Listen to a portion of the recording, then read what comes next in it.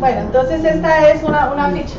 Entonces, generalmente le ponen a uno a hacer ejercicios en el doctorado de que empiece a buscar artículos que le sirvan. Entonces, lo que busca la ficha RA es simplemente que uno organice los temitas. Entonces, uno mira el título, el autor, el lugar, el año, los objetivos, que eso lo saca uno generalmente del mismo artículo, el método de investigación y los logros. De pronto, es una manera de uno ir como recogiendo información. Y siempre debemos tener en cuenta para qué nos sirve nuestra investigación. ¿Sí? Entonces acá, por ejemplo, este es un ejemplo de una que hice yo. Por ejemplo, dice, la comunicación con las familias no es una opción, que es una obligación. ¿Sí? Entonces eso tenía que, vi que esa tesis me servía para mi tesis, entonces es un ejemplo. Pero hay muchos formatos de ficha RA. Entonces uno puede hacer esto o puede simplemente hacerlo, hay otros cuadros asertivos, hay una cantidad de herramientas que la universidad también le da a uno para hacer esas fichas. El capítulo 3, que es el método, solo vamos a mirar aquí. El método es otra parte que ya a veces también es un poquito complicada. Primero elegir un método, ¿no? Entonces aquí lo que hacemos es elegir un método, una población, una técnica de muestreo, los participantes, la lista de análisis, los instrumentos que miramos ahí.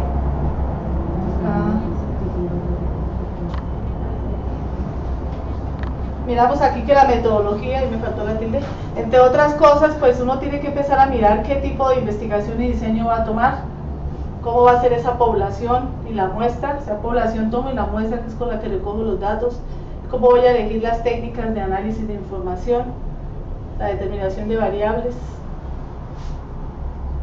Las técnicas de recolección son una cosa y otras son las de análisis, ¿no? Sí. Porque de recolección yo puedo decir que voy a utilizar, por ejemplo, la observación.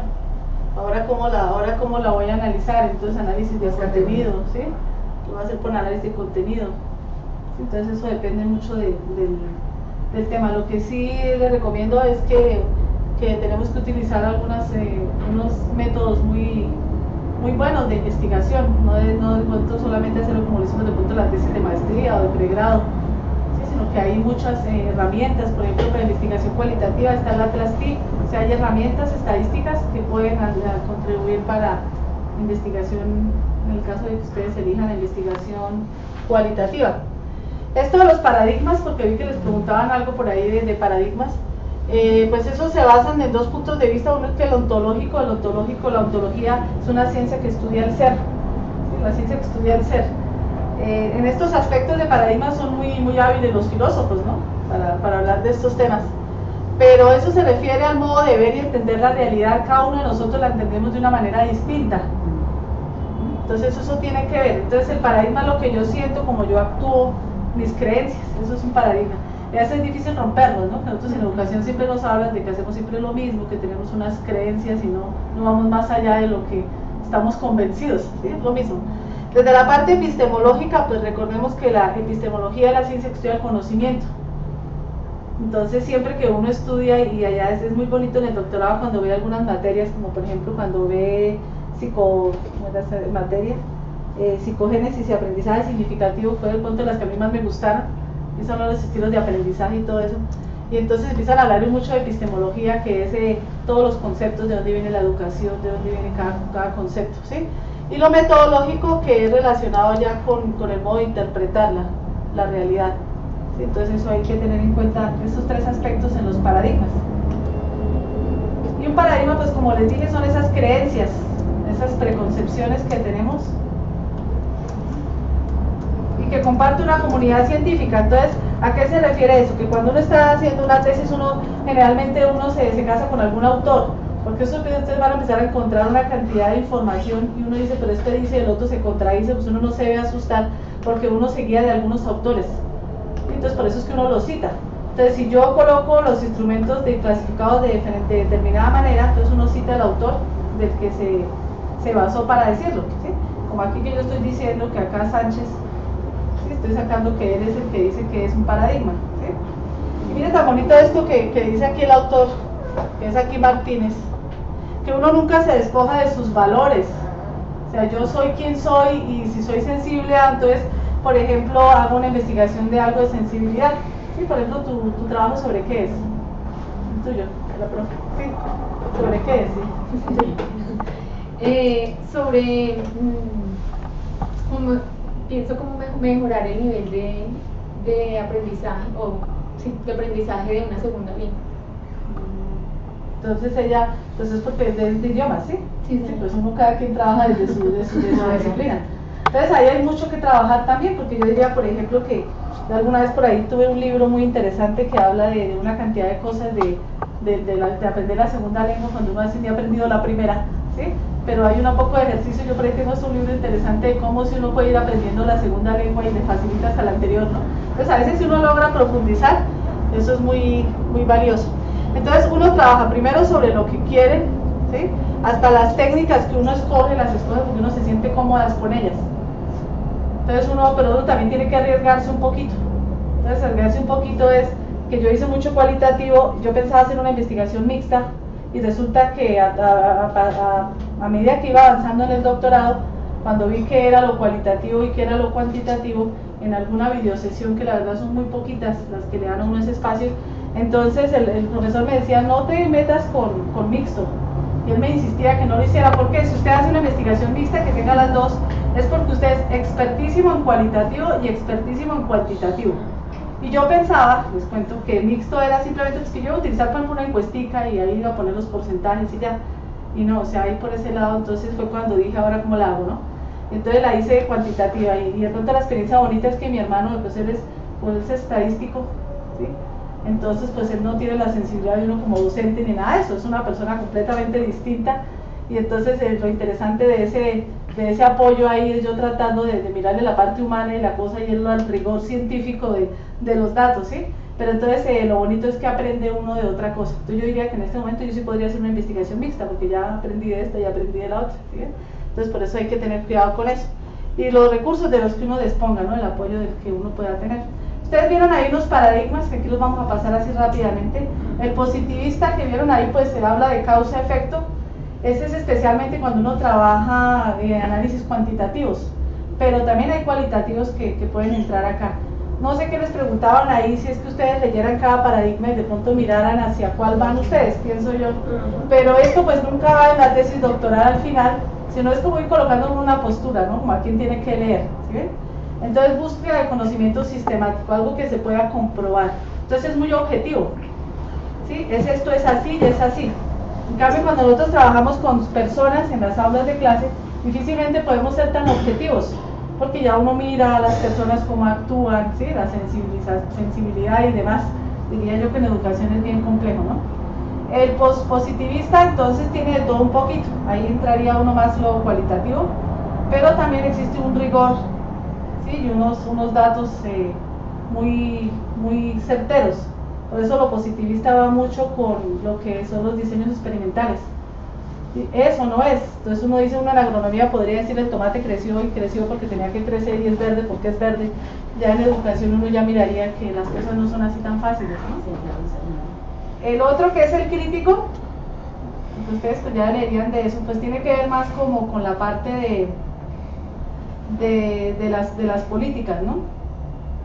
Intereses políticos, anoté por ahí, y sociales, habla más de la clase dominante. Cuando uno habla de ciertos procesos, uno podría hacer un análisis, por ejemplo, de evaluación, y empezar a hacer una crítica acerca de cómo es la evaluación en Colombia. En la evaluación sí que es un tema tan bonito de trabajar, porque eso tendría mucha cosa, ¿no? Hasta qué punto uno hace una evaluación y hasta qué punto sí es formativa, o hasta que uno podría hacer un análisis, por ejemplo, acá de cómo evaluar a los maestros en Colombia, cosas de esas que serían muy interesantes. El constructivista entonces es una manera de reconstruir el mundo, entonces aquí habla más de la interacción entre las personas. Sí, eso tiene que ver mucho también cuando uno habla de los modelos pedagógicos constructivistas, ¿no? De lo mismo, una interacción permanente entre el investigador y el investigado. El otro, bueno, acá puse un ejemplo, ¿no? Que mientras que la metodología constructivista interpreta el significado de las experiencias humanas, la crítica se centra en el análisis crítico de la ideología dominante. Lo otro que hay es la fenomenología, que esa existe como método de investigación y también existe como ciencia aparte, ¿sí? Entonces dice que el mundo es algo no acabado, entonces habla más de la perspectiva y habla mucho, por ejemplo, de experiencias vividas. Entonces uno puede investigar a algunas personas y hacer estudios de vida, de analizar qué es lo que pasa, qué le ha pasado a las personas a través del tiempo. ¿Sí? Esa es la fenomenología. Está el hermenéutico, que tiene que ver con la interpretación, pues digamos que la palabra clave ahí. Observar algo y darle significado a lo que usted observa. Eso significa hermenéutica, viene de la interpretación de las cosas, de eso viene la palabra hermenéutica. Yo tengo aquí otro que creo que usted no lo tenían después, miren, que es el paradigma interpretativo. Explica explicaciones causales de la vida social y humana para profundizar en un conocimiento. Entonces ahí lo que me imagino que tienen que hacer es leerlos y mirarlos, lo que ustedes quieren estudiar, como hacia qué paradigma iría. O puede ser que tengan un poquito de uno y otro de otro, ¿no? Lo que están tratando es como de que usted mismo se conozca de hacia qué paradigma nos vamos. Se conecta Luz Ángela Suárez, no sé desde qué ciudad está, y dice, ¿me podrían brindar un ejemplo de variable independiente? Es que no me quedó claro. Gracias. De las variables, no sé si esto va por ejemplo más adelante, aquí de pronto cuando veamos los enfoques. Digamos algún ejemplo de aquí de ustedes. Ella no tiene, por ejemplo, le podemos preguntar a Luz Ángela el objetivo de ella, ¿cómo es? ¿Cuál es el tema de investigación de ella? Ella nos dice el tema, entonces le sacamos la variable dependiente e independiente. Estas siempre salen así, sea cualitativo o cuantitativo, siempre tenemos variables. De pronto alguna de las de ustedes, el estudio tuyo de qué es, lo que piensas hacer hasta ahora. Evaluar una propuesta de resolución de problemas para mejorar las competencias matemáticas y los resultados de los niños en las pruebas en tercero y primaria. Entonces, son buscar estrategias basadas en la estrategia de resolución de problemas. Esa es la estrategia por eso, sí. Resolución de problemas para mejorar los resultados de las pruebas. A ver, bueno, por ejemplo, mientras leemos lo que escribe la compañera, entonces aquí, ¿cómo es tu nombre? Marlene, entonces ella quiere hacer, todos mirando lo que quiere hacer, es trabajar la resolución de problemas como una estrategia matemática para mejorar los resultados de las pruebas externas. No podría decir de pruebas externas. Primero entonces, ¿cuál sería lo que depende de? Que yo les explicaba hace rato que la variable dependiente es la que depende de. ¿Sí? Entonces, ¿qué será lo que depende de ahí? Los resultados de las pruebas. Entonces la variable dependiente es los resultados de las pruebas externas. ¿Sí? Esa es la variable dependiente porque depende de qué, depende de la estrategia. En este caso pues ella va a utilizar la resolución de problemas, pero también podría de pronto no limitarlo tanto a esa, a menos que esa tenga mucha, pues no soy matemática, pues sí algo de por ahí que dirigí alguna tesis de resolución de matemáticas, por ahí sí dirigí una que hablaba sobre estrategias, pero habría que mirar, es ella la que conoce la resolución de problemas, qué tan amplia es, ¿no? Porque puede ser que dentro de la resolución de problemas haya varias estrategias, ¿sí? Entonces, ¿qué haría ella? Aquí, por ejemplo, ¿qué estrategias hay de resolución de problemas? Pues yo no sé. Miramos acá en el tablero un momentico. Aquí empieza. Entonces, acá tenemos dos variables. Una es la resolución de problemas.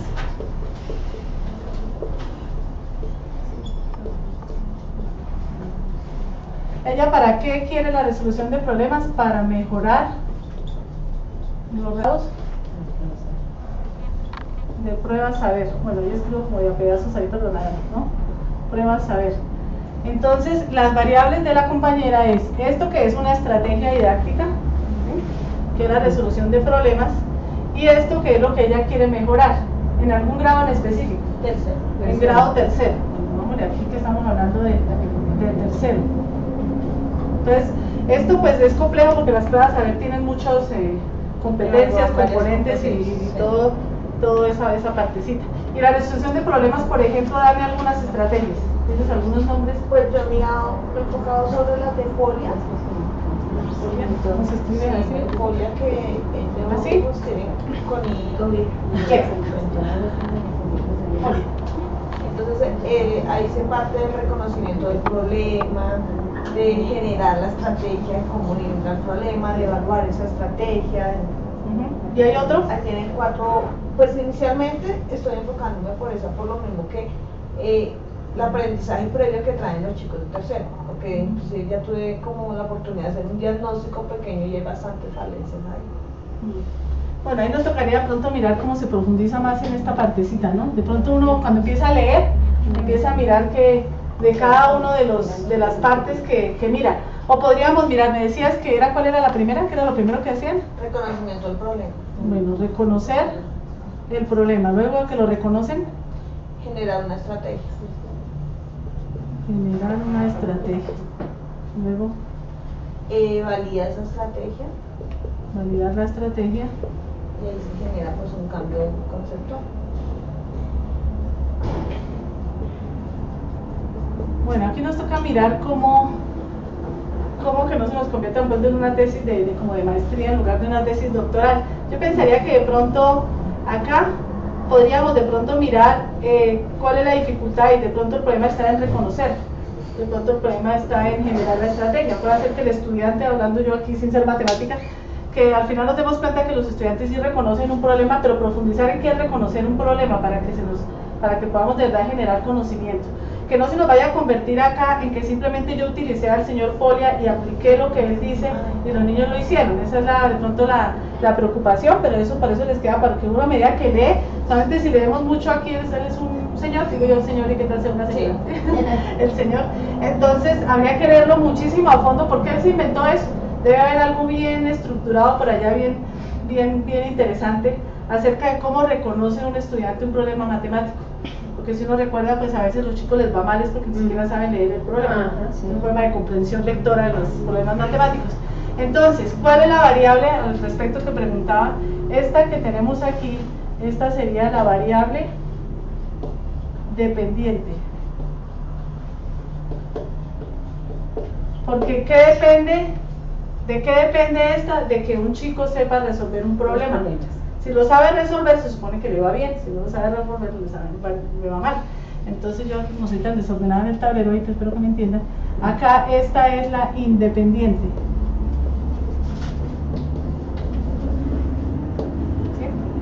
Haciendo ahí la salvedad de que si esta definitivamente fuera tu tesis, entonces hay que leer mucho, porque yo digo, ¿cómo reconozco?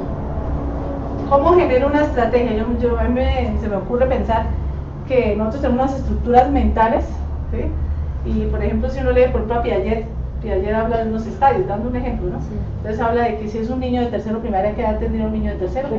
Como 8 añitos. Entonces uno tiene que hacer algo bien profundo con lo que eligió, entonces habrá que leer cuáles son las capacidades, las estructuras mentales que puede desarrollar un niño de esa edad, ¿sí? Porque hay unos videos bien lindos de Piaget de lo que puede o no puede hacer un niño, porque a veces esa es la dificultad que tenemos y sería bonito hacer el análisis, que al final de pronto se me ocurre mirar que cuando tú analizas qué salen unas pruebas, a ver, uno hasta puede llegar a decir que no están adaptadas para un niño de tercero. Por ejemplo, ¿qué tal saliera una cosa de esas allá para el ICFES? ¿Sí? Que definitivamente un niño no es capaz de desarrollar esas estructuras, o de pronto sí las desarrolla un niño, pero no todos, porque es que aquí uno debe generalizar, ¿no? Si todos los niños a determinada edad tienen la capacidad de hacer eso o no la tienen. Yo pensaría eso, ¿no? Porque todos los niños, un niño lee a tal edad, y entonces el niño pierde primero primaria o pierde segundo primaria porque no sabe leer. Y si nosotros, no sé si aquí ojalá hubiera un psicólogo para allá de esos expertos en neurociencia, de pronto alguno de ustedes tenga de pronto esa especialización. A nosotros nos toca como docentes volvernos como neurocientíficos, con la neuroeducación, que es muy linda para que lean ahí. Entonces uno podría pensar que uno le dice al niño que pierde segundo porque no sabe sumar, bueno, volviendo a las matemáticas, o multiplicar, que es lo que se hace en segundo, y uno podría pensar ahí que de pronto estamos confundidos. Ahí es cuando yo genero conocimiento, ¿sí? Entonces por eso es que la tesis es, no importa lo que usted haga, lo importante es que usted profundice. ¿Por qué no lo reconoció acá? ¿Y por qué las pruebas? Y habría que leer muchísimo sobre pruebas, saber quién se inventa la prueba y qué mide esa preguntita, qué es lo que está midiendo ahí. Y si el niño de esa edad sí tiene la estructura cognitiva para desarrollar eso. Porque se supone que a determinada edad yo llego aquí, bueno, estoy inventando aquí a los 9 años y ya sé hacer esto. Pero hay muchas cosas que tienen que ver con el conocimiento. No solo la edad física, sino los problemas ambientales, familiares, sociales, influyen. Entonces ahí es cuando yo digo, por eso es que de pronto nosotros los estándares están hasta tercero, porque uno diría, hasta aquí se supone que el niño ya debe hacer esto, no debería perder primero, segundo primaria, porque el niño tiene un espacio de tiempo para aprender, todos aprenden. Toca mirarle a cómo va a hacer uno para que aprenda, pero todos aprenden. Ya nos colocó ella Sí. la pregunta. Bueno, Luz Ángela está desde Boyacá, porque no nos había dicho desde dónde. Está desde Santana, Boyacá. Ella nos coloca varias cosas. Lo primero, nos coloca el impacto del currículo y las prácticas pedagógicas del lenguaje en la educación media de estudiantes que seleccionaron continuar su formación terciaria en el campo de las ingenierías en la Universidad Industrial de Santander. También nos coloca el objetivo general y los específicos. ¿Te lo leo? En general, si buscamos en general. El general dice: analizar la incidencia del desarrollo del currículo y las prácticas del lenguaje. Estamos aquí, si no nos perdemos. Prácticas del lenguaje en la educación media. ¿Del currículo qué hay? Las prácticas del lenguaje. Del lenguaje en la educación media. ¿Prácticas del lenguaje o del lenguaje? Del lenguaje en la educación media para la selección de carrera con el fin de fortalecer teóricamente los estudios de las ciencias de la educación.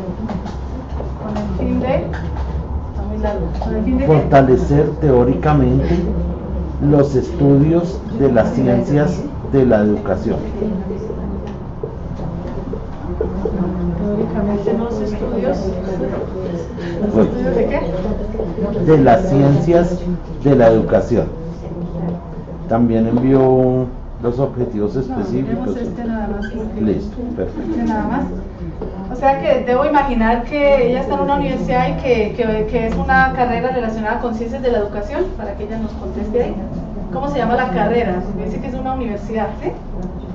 O sea, se supone que estoy mirando los chicos de grado 11. O sea, miren lo curioso del ejercicio aquí es que se supone que cualquiera de nosotros los que estamos aquí, para decirle a Ángela, deberíamos tener muy claro qué es lo que ella quiere hacer. Sí. Entonces yo digo aquí que yo le entendería a ella que hay un currículo y unas prácticas del lenguaje en la educación media, que son los chicos de 10º y 11, ¿sí? Y que entonces cómo influyó ese currículo con el fin de fortalecer teóricamente los estudios. Me imagino que es que después va a estudiar ciencias de la educación. ¿De qué carrera es? Preguntar. Entonces no es claro, ¿sí ven? Entonces ahí es cuando uno pensaría decir que no, que algo está mal ahí, porque algo está Hasta el mal momento ha ahí. respondido que sí trabaja en una universidad. Sí. Estoy esperando que coloque el resto de la respuesta. Porque uno imaginaría que es un estudiante que se va a estudiar una licenciatura y que entonces estamos mirando cómo influyó, habría que saber de qué licenciatura es, ¿sí? Entonces, primero que todo, bueno, analizar podría ser y la incidencia del desarrollo del currículo, pero es que esto es muy amplio. O sea, empezando porque, ¿qué es el currículo? O sea, ¿cuál es la invitación que yo hago? A que cuando uno escribe un objetivo tiene que leer todo. Primero, ¿qué es analizar? ¿Sí? Lo primero ahí. ¿Listo? Analizar. Si lo que vamos en realidad es analizar, entonces uno hace recoge una serie de información y luego sobre esa información hay que hacer un análisis bien complejo, ¿no? La incidencia, o sea, cómo afecta, ¿sí? El desarrollo del currículo, pero aquí hay otra, hay otra, que son las prácticas del lenguaje. No sé si acá ahorita sí ya nos contesta, si eso se Sí. refiere a cuando estudió lengua castellana. Yo entendería que si es que me están diciendo... Ella nos comenta acá si es docente de estudiantes que ingresan a la UIS y labora en el área del lenguaje. Pero de lenguaje en la universidad, que ella dicta lenguaje. La educación media. Es que está muy, o sea, el objetivo. O sea, para preguntarle a ella a ver si nos contesta, a ver si logro entenderle a ella lo que quiere hacer. Los chicos están en 10º y 11. Y entonces en 10º y 11 pasa algo que cuando llegan a la universidad el área de lenguaje les va mal. Yo pensaría que ese es el problema, que los ponen por ejemplo a redactar un ensayo y no tienen mala ortografía, están fatales, ¿sí? Entonces habría que tener en cuenta que yo lo que voy a mirar es, primero ella debe delimitar su problema, no está bien delimitado. Tiene que mirar, por ejemplo, qué es lo que, si ella tiene acceso a los datos, porque ella no nos dice de qué colegio es. O sea, si yo puedo coger el estudio, lo va a hacer con estudiantes de primer semestre, ¿será? Yo pregunto, Sí, me imagino que es con ellos ya estudiantes. están en el primer semestre de la UIS y Ah. antes de eso escribió: labor en el área del lenguaje, los estudiantes van a cursar ingeniería, no les apetece ingresar a estas sesiones de clase. A las de lenguaje, no les gusta el lenguaje. Ese es el problema. Entonces la profesora está en el primer semestre y los chicos no quieren hacer nada de lenguaje. ¿Por qué? Porque simplemente hoy en día los chicos, podríamos decir, no les gusta ni leer, escribir, todo les da pereza. Entonces uno les dice, y eso pasa en el colegio, que uno les dice hagan un argumento y eso escriben 3 renglones, o hagan un informe de laboratorio y hacen 3 renglones porque no les gusta escribir. ¿Sí? O sea, ya entendemos cuál es el problema ahí. Pues ella tendría que analizar a los chicos de qué colegio vienen y cuáles fueron de pronto las estrategias que utilizaron el lenguaje en esos colegios. Entonces la pregunta sería analizar la incidencia, pero entonces yo quiero aquí aclararle a ella que el currículo es muy amplio. ¿Qué es el currículo? El currículo son todos aquellos pasos que tienen que ver con la enseñanza. Entonces en currículo yo tengo que evaluar planes de estudio, yo tengo que evaluar, tengo que mirar la evaluación, tengo que mirar las estrategias de enseñanza, de aprendizaje que tiene la institución, los planes de área, de aula. Entonces es muy complejo. Con solo, por ejemplo, una tesis podría ser el análisis de un currículo de una institución educativa y eso ya tendría muchísimo. Entonces aquí nunca acabaría. Lo único que podría hacer es de pronto aplicar una serie de instrumentos a esos estudiantes de primer semestre y analizar, por ejemplo, cuáles fueron las estrategias de enseñanza que utilizaron en sus instituciones educativas. Por ejemplo, si yo voy a mirar acá porque ellos no les gusta, porque es un problema de motivación, no les gusta y no entran ni siquiera a las clases, entonces habría que hacer algunos instrumentos donde uno pudiera ver por qué no le gusta. Entonces uno diría, le estamos echando la culpa al colegio porque eso sucede, y la bachillerato le echa la culpa a la primaria y así sucesivamente. Sí. Pero sí es interesante el tema sí es muy interesante, pero lo tienes que reducir. Acaba de decir, sí estoy de acuerdo, sería solo el plan de estudio.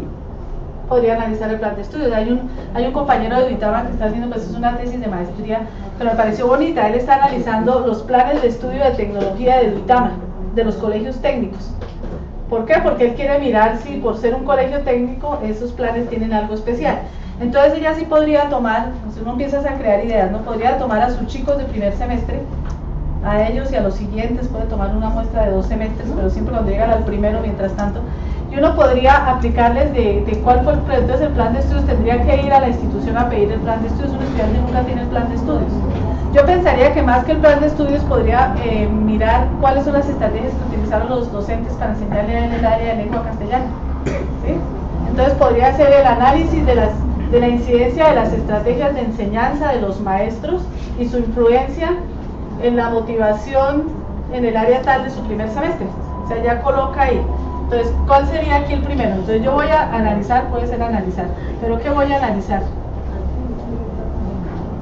Porque es que ahí viene la parte que ustedes tienen que hacer de su trabajo. Entonces no puedo comer porque como hablo, ya estamos comiendo, ahí me la guardan para la salida. Entonces, ¿qué es lo que pasa acá? El plan de estudios tendría que ir a la institución y si los chicos son para allá de diferente lado, pero podría ser, no tiene ningún problema, o sea, lo podría hacer. Por eso es que uno mira ahí 2 cositas que son, creo que les preguntaban esas palabras a ustedes. Una era las limitaciones que uno puede tener en una investigación. Si las limitaciones, por ejemplo, pueden ser, la muestra puede ser una limitación, porque solamente tengo 3 o 4 personas a las que les puedo aplicar, esa es una limitación. La otra es la fiabilidad y la viabilidad de la investigación. Entonces, cuando yo hago la viabilidad, ¿qué miro para la compañera y para ustedes? Primero, que yo tenga acceso a ir a conseguir esos planes de estudio. Entonces, yo voy al colegio porque los chicos vendrán de diferentes instituciones, digamos que son 20, entonces debo coger los 20 planes de estudio. Puedo hacer un estudio interesante ahí de cómo son de diversos los planes, ¿no? Unos creen que unas cosas son importantes, otros son esas, y podría mirar que dependiendo el término de plan de estudios que tengan ahí, lo voy comparando con los chicos, porque seguramente de los 20, me invento yo acá, chicos, habrá unos 3 que de pronto sí son buenos para el área de lenguaje y son felices escribiendo y de todo. Entonces de pronto podríamos comparar, ¿por qué estos sí son felices, por decirlo de alguna manera? Pues porque en su plan de estudios tenían unas estrategias determinadas, y además no es ni siquiera plan de estudios, ¿sí? O sea, tenemos que ver conceptualmente, porque el plan de estudios son las asignaturas que yo tengo en un colegio. Entonces, si yo estoy en un colegio, mi plan de estudios es que yo tengo, por ejemplo, en grado 11 vemos química, tantas horas, vemos ciencias políticas, vemos matemáticas. El plan de estudios son las asignaturas que hay por cada uno de los niveles. Yo pensaría más bien en planes de área, por ejemplo, ¿sí? Los que son de colegios, ¿sí? o las mallas que utilizan, los planes de aula. Entonces, si yo pido el plan de área de ciencias del colegio allá a Santa Fe, por decir algo, entonces yo lo miro a ver qué más tiene el plan de área, porque puede ser, ahí sí podría ser de planes de área, porque el plan de área sí vienen los temas, ¿sí? Y vienen las estrategias metodológicas, cómo es la evaluación, y ya el plan de aula pues es más específico, ¿no? Entonces yo pienso que no es plan de estudios, o podría ser plan de estudios si yo lo miro por el lado de que en el colegio número 1, entonces ven, por ejemplo, 10 horas de lengua castellana, o ven lectura crítica, entonces eso los fortaleció, pero en el colegio tal solamente la lengua castellana eran 2 horas. Entonces ahí por ese lado sí lo podría mirar de pronto por la intensidad horaria y por ver las asignaturas que tienen relación con el lenguaje, porque por ejemplo si en un colegio como el colegio de nosotros, que creamos una asignatura que se llama pensamiento crítico, entonces uno decía, este les va bien porque es que vieron una asignatura que los llevó y les mejoró sus competencias en lenguaje, entonces por eso el chico llegó bien preparado.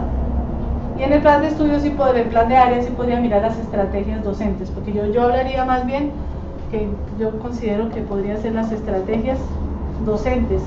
Ya nos escribe ella de nuevo, dice perfecto, me gusta, esa es mi propuesta, plan de área y estrategia de aprendizaje. Quizás los términos fueron los que estuvieron ambiciosos. Porque es que esto es bien interesante, analizar cómo una estrategia docente es como yo enseño, ¿sí? Entonces, si va a analizar eso, sí, por medio de algunas encuestas, entrevistas, depende del instrumento, ella puede preguntarle a los estudiantes que le cuenten, cómo aprendió, cómo le enseñaron en el colegio. Y pues ella sí aquí lo colocó en 10º y 11, entonces pues hacemos ya el análisis solamente desde la educación media, ¿sí? O simplemente lo puede hacer en general estrategias docentes, pero cada chico lo hará de su profesor como le enseñó, ¿sí? Porque aquí si uno mira, pues primero la idea era que uno lo tenía que entender apenas lo miraba. Acá pues falta decir en qué carrera, entonces uno podría decir algo así como analizar las estrategias docentes de la educación media recibidas por los estudiantes y su influencia en la motivación en la carrera tal en el área de lenguaje, bueno, algo así. Ella termina la frase diciendo, en este sentido entonces, y teniendo en cuenta la recomendación, ¿cuáles serían las variables independientes? Sí, entonces, para dar un ejemplo, ¿no? Si nosotros vamos a tratar estrategias docentes, la otra variable sería ella dice que hay una dificultad en lenguaje, hay que mirar exactamente cuál es la dificultad, también hay que delimitarla, puede ser simplemente interés, ¿sí? O puede ser otra cosa, mira, por ejemplo, hay que mirar si la problemática es en producción textual, en lectura. Yo preferiría que se delimitara más. Yo podría decir, el análisis entre las estrategias docentes o las estrategias de enseñanza, más bien, utilizadas por los docentes en la educación media y su relación, por ejemplo, con los procesos de lectura. Estoy aquí todavía siendo más específica, en estudiantes de primer semestre de la carrera tal. Ni siquiera tendría que decir que es su área de lenguaje, porque tendría que ser la profesora de lenguaje la que se está dando cuenta por ejemplo que no saben leer, ¿sí? Entonces si ponemos lectura, escritura, ¿qué más hay en los que son de lengua castellana? Saben, también se nos amplía. Puede ser simplemente que no quieren leer, o puede ser en la producción textual, no producen texto o no argumentan, ¿sí? Entonces, bueno, digamos que para el caso del ejemplo hablamos estrategias docentes, procesos de lectura. Entonces, ¿cuál es la que depende de los procesos de lectura? ¿Sí? Entonces, esta sería la dependiente. ¿De qué depende que un estudiante lea bien en el caso del problema? Porque dependerá de muchas cosas definitivamente, pero en el problema en específico depende de cómo le enseñaron, ¿sí? Entonces, estrategias docentes también es bien amplio, es que si ustedes analizan, ya no me ocupo ni en el tablero, pero acá puede ser muy amplio porque yo podría decir que puede ser también digamos que el profesor era muy tradicional, entonces empezaríamos a mirar el modelo de enseñanza del maestro. Entonces eso es una tesis interesante, pero hay que hacerla bien compleja. Entonces yo diría, los chicos que tuvieron un docente con un perfil constructivista, entonces leen muy bien. Bueno, estoy aquí inventando porque eso puede ser que salga algo bien raro, que los que eran más tradicionales resultaron siendo mejores en la lectura. Sí. Y no importa que allá Pepito Pérez en el año tal haya dicho que eso era mentira, no, porque si su tesis se lo dice, usted ya lo puede tomar como cierto, pues lo tienes que validar muy bien. Entonces, esta sería las independientes serían las diferentes clases de estrategias. Entonces, la compañera tiene que leer, pero estrategias docentes hay miles, pero ella puede buscar un autor que las clasifique, por decir algo, en 10 clases, ¿sí? las clases de docentes, yo tengo por ahí hasta material por ahí de eso, que habla el docente autoritario, el docente no sé qué, eso hay muchos autores que hablan. Entonces yo cojo uno allá, a Rodríguez, por decir algo, ¿sí? Rodríguez 2015 dice que los docentes, de acuerdo a sus estrategias, se clasifican en y hay 10 clases de docentes. Ella hace sus entrevistas y empieza a compararlos a determinar qué tipo de docente tuvieron y por qué es que les fue bien o les fue mal. Entonces puede ser una tesis muy válida siempre y cuando usted lea todas las estrategias, profundice en cada una de ellas, pero tiene que cogerse de algún autor o si no usted se vuelve loco con el millón de estrategias. Entonces se coge de uno, así hice yo en mi tesis, no me era contexto familiar, se divide en contexto sociodemográfico, ¿sí? Estructura familiar y clima familiar, yo tomé 3, ¿sí? En el sociodemográfico, cuánto recibían de ingresos, estrato social, bla bla bla. En el contexto familiar, sí, el tipo de familia, nuclear, ¿sí? Nuclear, mononuclear, etc. Eso hay una cantidad de estructuras, si eran hijos adoptivos, número de hermanos, ¿sí? Todo eso va ahí. Y en la parte de clima familiar, las relaciones, ¿sí? Entre ellos mismos, entre los padres y los hijos. Entonces eran tres divisiones y yo parto de un autor. Cuando yo hago mi tesis, hago un diagramita. El diagrama me cojo de un autor que las clasifica así. Y esas las cogí, porque si me pongo a buscar hay millones de formas. Sí. Entonces esa es la recomendación para todos.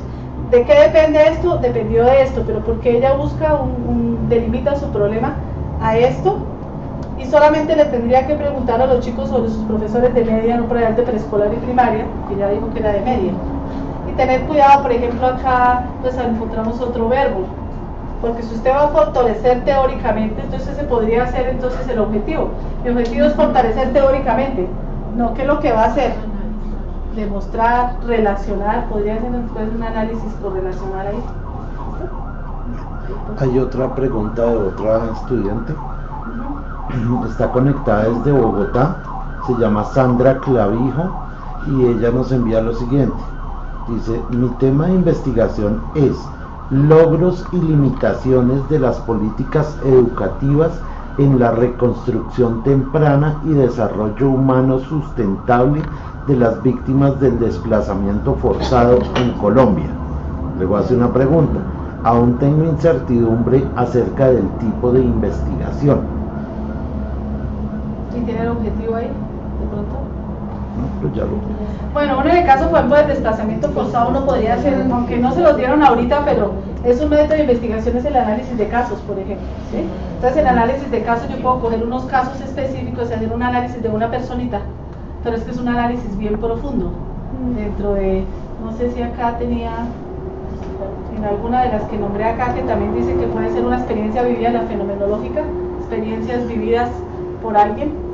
Hay otro tipo de investigación que es la investigación etnográfica, que también tiene que ver con las culturas y creencias de las personas. Entonces uno puede hacer un estudio etnográfico si tiene que ver algo con la cultura de pronto, ¿no? Pero bueno, ahí no pronto mucho con la cultura. Pero si hablamos de desplazamiento forzoso, yo podría pensar que uno podría utilizar como método el estudio de caso, porque seguramente si uno lo hace en una institución, no recuerdo cómo me leíste ahí, si era en una institución. ¿Vuelve a leer? Sí. Dice, logros y limitaciones de las políticas educativas en la reconstrucción temprana y desarrollo humano sustentable de las víctimas del desplazamiento forzado en Colombia. Me dice que el objetivo aún no lo tiene y lo está construyendo. Dice que los desplazamientos, ¿sí? Sí, Tiene que ver con la... No, dice... Se me perdió, disculpen. Logros y limitaciones de las políticas educativas en la reconstrucción temprana y desarrollo humano sustentable de las víctimas del desplazamiento forzado en Colombia. Pues está como bien interesante, lo que pasa es que de pronto no sabe mucho del tema, ¿no? Pero logros y limitaciones, ella lo que va a hacer un análisis de cómo las políticas educativas influyen en este desarrollo sustentable y lo especifica de las víctimas de desplazamiento. Eso fue lo que entendí, ¿no? Quería preguntarle a ella, desarrollo humano sustentable, ¿a qué se refiere? Ella ahí, porque puede ser, es muy amplia esa palabra. Sí. El desarrollo humano sustentable, ¿a qué se refiere? Porque si el objetivo sí podría ser analizar los logros y limitaciones, entonces es complejo porque primero habría que analizar las políticas educativas. ¿Sí? Las políticas educativas Es un tema también amplio, pero seguramente sí lo podría hacer si tienen los documentos que hablan sobre eso. Es otra. Logros y limitaciones, son dos, pero está interesante el tema, ¿no? ¿Ella qué profesión tendrá? Pero debe tener alguna... Debe tener alguna experiencia, no sé, psicóloga, algo de pronto que haya trabajado con población desplazada. Uno acá, ¿de qué tiene que ser experto acá? De políticas educativas, pero pues son con respecto al desplazamiento. Uno entendería que no son todas las políticas educativas, sino las que tengan que ver con el trato especial de las personas desplazadas. Pero es que digo que uno aquí asesora, pero ustedes son los que saben de su disciplina, ¿no? Entonces una idea que deben existir algunas políticas, no las conozco, pero sobre el trato con desplazamiento, de pronto es alguna profesora que trabaja con ese tipo de población que son desplazados. Entonces uno de qué tiene que tener muy claro mientras de pronto ella contesta es ¿cuáles son las políticas educativas que se refieren a esto en Colombia? ¿Sí? Pero como es una, lo podemos hacer porque toca decir que es en Colombia, ¿no? Porque por lo que la tesis es de, digamos que es de otro país, y ahí por lo menos una vez le diría que a la compañera que pues hay que leer también cómo es ese tema de desplazamiento en otros países, porque cuando la ciudad por ahí al final, pero hay que ir leyendo, ¿no? Porque cuando uno habla del planteamiento del problema no lo podemos dejar solo a nivel de Colombia, hay que mirar qué sucede, no tengo ni idea, no sé, pero debe ser bien interesante saber cómo manejan en otros países. Nos escribe, son dos categorías de los derechos humanos y ya en una investigación previa del IAP. Desarrollo humano sustentable. Bueno, ella tendría que mirar bien qué es esto, porque de pronto es muy amplio el desarrollo humano sustentable. Pues yo por lo menos yo hice un trabajo en mi maestría que era sobre educación para la sostenibilidad, ¿sí? Pero pues dentro de eso pues es muy amplio. Por ejemplo, la educación para la sostenibilidad no solamente tiene que ver con reciclar, reutilizar y eso que uno siempre habla, sino que eso tiene que ver con paz y seguridad humana, con una cantidad de cosas, tiene que ver con el SIDA, con los embarazos, con todo eso. Entonces por eso pues ella es la que debe saber bien este término, es como la recomendación. ¿Qué es el desarrollo humano sustentable? Porque puede ser, cuando ella lea más, que esto sea muy amplio, que tenga que ver, por ejemplo, yo estoy hablando, podría decir que yo hablo de desarrollo humano y que puede ser el tema, por ejemplo, de esto de, ¿cómo se llama? Sexualidad, ¿cómo se le llama eso? Reproductiva, ¿cómo se llama? Salud reproductiva, educación reproductiva, no podría llamar de esto salud sexual y reproductiva. Podría hablar, por ejemplo, también sobre el uso de recursos, sobre la paz y seguridad humana. Aquí está la paz también. Sí, hay que leer mucho sobre la UNESCO, que será lo que habla la UNESCO. Sí. Pero entonces, acá sí podría hacer un análisis de las políticas educativas y su influencia en el desarrollo humano sustentable en estudiantes del desplazamiento forzoso, pero habría que mirar quiénes, ¿no? Hay que delimitar cuáles serían esas personas que están en desplazamiento, si son de una institución en específico, o si son, porque a nivel nacional esto es una cosa brutal, ¿no? Si uno va a mirar todo el tema de desplazamiento, sí, porque son diferentes, y si lo hacemos hay que delimitarlo. Por ejemplo, por lo menos yo puedo hacer un estudio, por decir algo, en Boyacá. En Boyacá, cómo las políticas educativas tienen que ver ahí con el desarrollo humano en el departamento de Boyacá, en la ciudad de Pasto, en la ciudad de algo así. ¿Por qué? Porque entonces ahí es cuando yo cojo mi población. Yo debo coger un desplazado, ¿sí? No sé si es un colegio, porque no sé qué perfil tenga la profesora, pero si son los desplazados de, digamos, una ciudad de Sogamoso, digamos. Entonces ella tendrá primero que ir allá a la alcaldía a mirar qué personas son desplazadas, y la otra que cuando uno mira aquí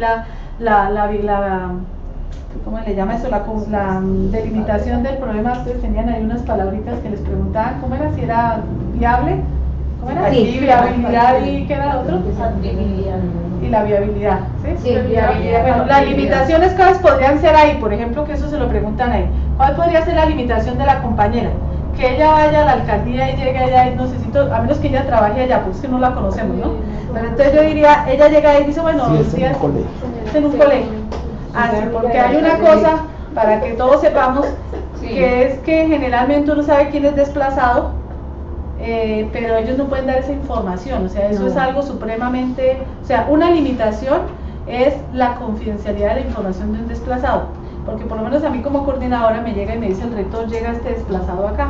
Entonces yo tengo dentro de las políticas del colegio, porque también son las políticas, esta es la otra, ¿no? ¿A qué política se refiere? Porque puede ser algo en el PI, ¿sí? Una política educativa desde su proyecto educativo institucional, Exacto, ¿sí? Que es la parte de la diversidad y toda esa cosa ahí, Sí. o si es la política del municipio o si es la política de la nación, entonces toca mirar ahí. Porque sí, por ejemplo, en cada municipio tienen unas políticas específicas para tratar a esa población. Por ejemplo, ellos llegan a una institución, entonces uno no debería pedirles nada, no los podemos obligar a que tengan un cuaderno, un libro, y el colegio está en la obligación de pronto de brindarle lo más que necesite, que si llegó sin uniforme, o sea, ella tendría que leer sobre las políticas del municipio, porque una puede ser que el niño si no tiene uniforme, no importa, le tocó recibirlo sin uniforme, porque es un desplazado. Segundo, que de pronto debe tener atención prioritaria del docente orientador. ¿Quién debe saber que un niño es desplazado? Pensaría yo que el rector, los coordinadores, el docente orientador y el maestro.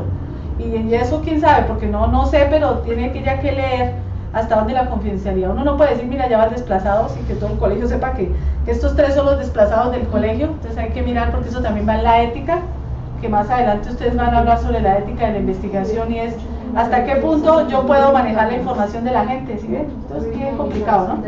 Pero bien interesante el tema, me parece muy lindo, excelente, me parece el tema muy bonito, pero hay que definir estas políticas desde dónde las voy a mirar. Los desplazados ya sabemos que son los niños de una institución que de pronto no sean muchos, sean 10, 20, y podemos hacer un estudio de caso, me parecería. Podría tomar una población pequeñita, 2, 3 estudiantes, pero pues hay que mirar la parte de la confidencialidad, si yo sí puedo, si la familia me lo permite, hasta qué punto. Mire, yo por lo menos como coordinador, a mí me llega un niño desplazado, yo sé que es desplazado, pero yo ni siquiera puedo preguntarle a usted por qué es desplazado, ¿sí? O sea, no, yo no puedo, solo me dice llegó este desplazado, y ellos traen una ficha, ¿no? Ellos vienen definitivamente y todo, pero yo no puedo decirle, venga, me cuenta usted qué le pasó. Otra cosa es que la familia se acerque y pide ayuda y le diga al docente orientador, mi hijo tiene tal trauma porque, no sé, le mataron al papá enfrente, bueno, pero eso hay que mirar mucho, ya de tener mucho cuidado en cómo se manejan esos desplazados, la información de ellos. Pero eso de las políticas es bonito. Yo me imagino que políticas educativas será, por ejemplo, que tienen, por decir algo, sé que tienen prioridad a ingresar a un colegio el que ellos quieran, desde que esté cerca de su casa. Entonces esos colegios públicos que no quieren recibir a nadie, que son todos elitistas, si se lo mandan allá, ya le tocó recibirlo. Puede ser esa una de las políticas. La otra es que le tienen que dar determinada ayuda, apoyo, seguimiento de psicología, de no sé desplazamiento, pero sí el tema es interesante. Y ahí también, por ejemplo, entonces, ¿qué es lo que depende? Entonces yo diría acá que los logros y las limitaciones dependerían de pronto de esas políticas, ¿sí? Podríamos mirar así como variables. ¿Listo? Bueno, acá para pasar y ahorita preguntamos otros mientras nos quede espacio. Los enfoques, que después los van a ver porque ahorita creo que no tienen que hacer eso, son cualitativo, cuantitativo. Sí, señora. Sí, así tienen que hacer eso. Bueno, pero entonces, acá pues hay un cuadrito que después ustedes lo miran así rapidito. Acá solamente tengo pues un cuadro, ¿no? Un resumen por aquí que tengo, ¿sí? Pero así para darles, así como rapidito nos colocas no es que tengo todo rayado ahí. Yo sí dije que no iba allá al fondo. Pero por eso yo digo que no se asusten, porque es que lo más difícil es cuando uno mira qué voy a hacer. Porque ya después cuando uno empieza a incursionar, entonces cuando ya dice... Escribe Sandra, muchas gracias. Bueno, mucho gusto. Bueno, las características del investigador cuantitativo y cualitativo. Bueno, decimos que el cuantitativo es positivista porque es más como de datos exactos, entonces hace una encuesta y salió esto y esto, ¿sí? El otro ya es un estudio a profundidad, empleo de técnicas cara a cara, entonces generalmente uno se ve, está en el escenario, ¿bien? Son las características ahí que mostramos. Vamos por aquí abajito. El enfoque, entonces la primera columna teníamos, eso no, ¿qué pasó? No se ve. Es que aquí no se puede compartir bueno, pero se los digo acá, ¿no? Características del enfoque, entonces es más riguroso, mide fenómenos, utiliza la estadística, el cuantitativo. Voy a leerles el cuantitativo, es que no pude compartir aquí que tengo un cuadro, no sé por qué no me sale, pero bueno. Que lo mire y lo proyectamos o no.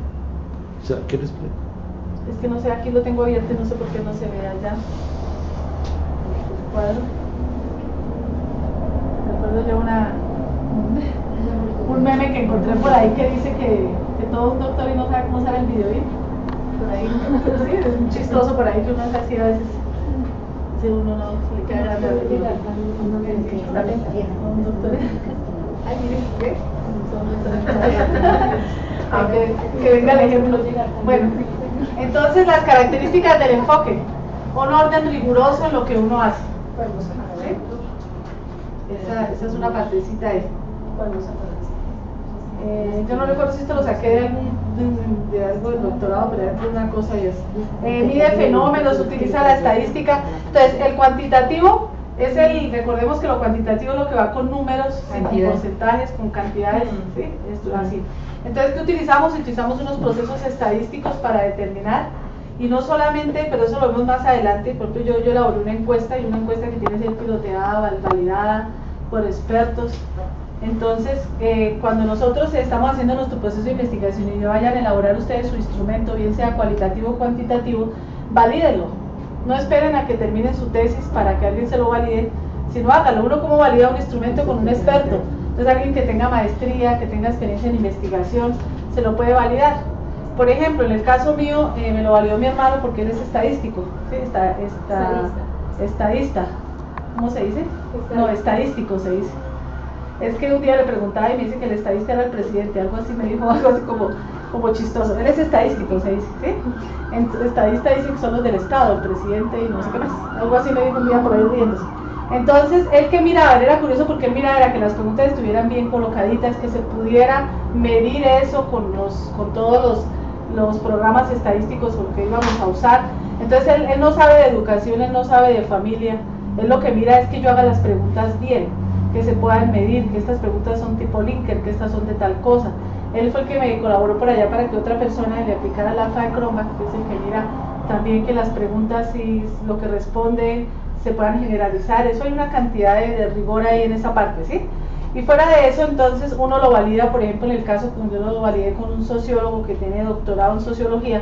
Entonces él lo que hace es mirar que si yo puse, por ejemplo, yo puse que la religión, entonces yo coloqué las religiones, entonces que yo ni sabía de religiones, a mí me tocó aprender. Entonces resultó al final que era el cristiano católico, cristiano no católico, me hizo poner el agnóstico, el ateo. Entonces él lo que hace es que él sabe de todo eso y sabe de familia, y él lo que me mira son los términos que yo coloco ahí. Entonces la recomendación es que en algún momento cuando empiecen a construir su instrumento, y si llega a haber la oportunidad de que nos encontremos, pues yo también les puedo ayudar cómo elaborar instrumentos, pero siempre hay que validarlos. Entonces, ¿qué pasa? Que cuando yo ya entrego mi tesis, entonces yo muestro mi validación y a mí no me corrigieron una coma de mi instrumento. ¿Por qué? Porque la doctora me pide el CVLAC de las personas y todo eso, y ella analiza, entonces ya no se mete con el instrumento, porque está validado por personas expertas que saben más que todos nosotros de eso, porque era un doctor en estadística de la Universidad Nacional. Entonces, ¿de dónde va a venir uno aquí a decirle que eso estaba mal? Y fuera de eso tenía una serie, entonces hay que validar, ¿listo? Entonces, el enfoque cuantitativo, entonces utilizamos generalmente causa-efecto, vamos a generalizar los resultados. Miremos primero el cuantitativo y ahorita nos devolvemos al cualitativo, ¿sí? Los datos entonces se recogen, se utilizan procedimientos estandarizados. Existen una serie de programas y cosas y métodos ya estandarizados. Se miden cantidades, ¿sí? Cuestionarios, entrevistas estructuradas, pruebas, etc.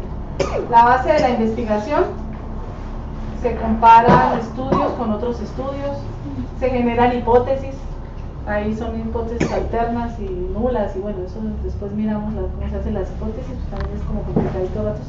Las fortalezas es que se generalizan los resultados, control sobre los fenómenos, precisión, réplica y predicción. O sea, son como muy exactos. Entonces depende de la carrera. Mi hermano es agrónomo, entonces ellos son mucho de lo cuantitativo, porque es que ellos miden, por ejemplo, cuánto crece la mata, cuánto sí, entonces hacen estudios experimentales, mientras que nosotros pues trabajamos en educación, pero en una encuesta sí se puede usar en educación, uno puede hacer un análisis cuantitativo perfectamente. Y la cualitativa entonces es más cara a cara, se interpretan fenómenos de acuerdo al significado de las personas. Entonces en lo cualitativo tiene que ver mucho cómo uno interpreta a la gente. Si ustedes encuentran, por ejemplo, una de las definiciones de investigación cualitativa es aquella basada en la interpretación que uno tiene de los fenómenos y de las interacciones con las personas. Entonces es muy de nuestro ámbito de maestros. Interpreta fenómenos, mire lo que dice ahí tan bonito. Dice: el investigador interpreta los fenómenos en términos de los significados que la gente le da a los investigadores, el que la gente les da, hasta ahí va, ¿sí? Entonces uno puede hacer por ejemplo, un estudio que hable de las percepciones que tienen los maestros con respecto a la evaluación, por decir algo. Tiene una tesis bonita. Entonces, ¿qué hago? Yo elaboro un muy buen instrumento porque tengo que saber mucho de evaluación primero para aplicarlo, ¿sí? Y mido las percepciones y entonces puede ser que cada una de las personas en Colombia concibamos de manera diferente la evaluación, por ejemplo, ¿sí? Entonces ese sería de pronto un análisis de tipo cualitativo. Bueno, por acá las características del enfoque, entonces fenómenos en profundidad, se hacen ambientes naturales, cuantitativo lo puede hacer uno a nivel de un laboratorio. Yo por lo menos en mi tesis lo que hice fue coger una población, que eso también se hace muy riguroso, cómo se escoge la muestra y todo eso para que fuera completamente aleatoria, si no hubiera lo que se llama sesgo en la investigación. Entonces yo todo lo que hice fue algún día, después de todo ese proceso de elaborar el instrumento, que es un pocotón, entonces lo que hice fue aplicarla a la muestra. ¿Sí? Y eso fue curioso porque tengo que hacer una muestra piloto, a ver si se entendieron las preguntas, ¿sí? Entonces ya cuando recojo la información, la recojo y hasta ahí fui nomás con la gente. Solamente lo que hice fue coger a las personas, después de un proceso bien largo, aplicarle, cogí los papales, apliqué la encuesta y se fueron. ¿Sí? Entonces yo no tuve mucha interacción con las personas, si ustedes se dan cuenta, porque todo lo saco de la encuesta y miro el rendimiento académico del colegio. Entonces por eso, en cambio aquí en lo cualitativo usted está más en interacción, entonces utiliza, por ejemplo, diarios de observación, bitácoras de observación, ¿sí? Utiliza guías, ¿sí? Entonces todo eso es lo que uno, hay unos instrumentos para cada cosa que uno quiere hacer, ¿sí? La recolección de datos también, tener cuidado, los datos pues ahí hace uno triangulación, por eso ahí. Técnicas para ir también, algunas técnicas están ahí abajo, observación no estructurada, entrevistas abiertas. Una entrevista es para análisis cualitativos, entonces uno coloca, ¿usted qué opina de la evaluación? Entonces la persona contestó y pone uno comillitas, para mí la educación es tal y tal cosa, punto y coma, para mí cada uno lo que dice y uno después analiza lo que dice, pero para eso también hay programas que ayudan a analizar lo que las personas dicen. La meta entonces es construir creencias propias de un fenómeno, hay una indagación flexible, y acá cuáles son de pronto las fortalezas, profundidad de los significados, amplitud, riqueza interpretativa, contextualiza el fenómeno, utiliza diversas técnicas, dispersión, riqueza interpretativa. ¿Qué limitaciones tendrían?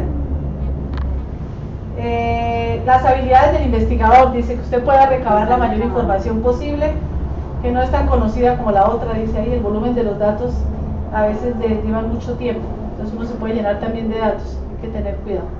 Vamos a hacer aquí un receso.